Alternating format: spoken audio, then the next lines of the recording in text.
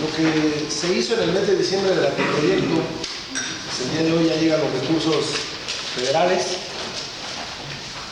Lo modificado en el 2016 fue alrededor de 4.396 millones y el día de hoy vamos a aprobar o se va a poner a consideración de esta soberanía y de este cuerpo colegiado 4.443 millones, es decir, hay un incremento más o menos del año anterior.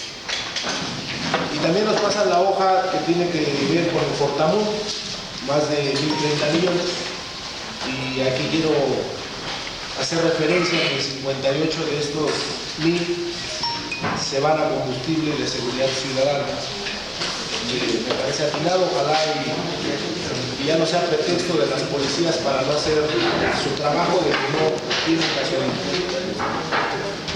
Y esos aumentos en el presupuesto 2017 pues se ve reflejado en varios rubros, ¿no? Para empezar, en obra pública aumenta, y así cada uno de los capítulos.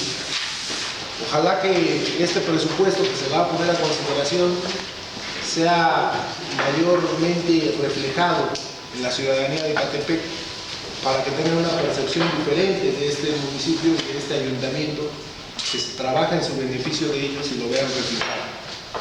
Considero que el año anterior vamos un poco retrasados en obra pública, vamos un poco retrasados en cuanto a la visión de los ciudadanos de otorgarles seguridad pública, y ojalá que con este aumento de este presupuesto 2017 ataquemos esos rubros, así como hay más que hay que atacar para ser más eficientes. Concluyo. Ojalá y se entienda que debemos de ser más certeros en cómo cuidar el dinero, ser muy observantes, que cada uno de ellos se ejerzan como se va a aprobar. El tema del Fortasec también, que vaya dirigido a que el cuerpo policial de Ecatepec sea mayormente faccionado en cuanto a todas sus necesidades. ¿Y por qué digo todo esto? Porque se ha tomado la decisión, o se cree obviamente desde mi perspectiva, que dar de baja un poco de personal del ayuntamiento, eso va a ser lo que va a venir a salvarnos o a rescatarnos.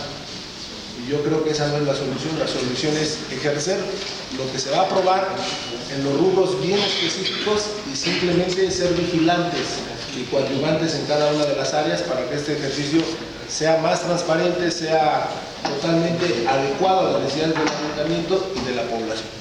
Sería cuánto, muchas gracias.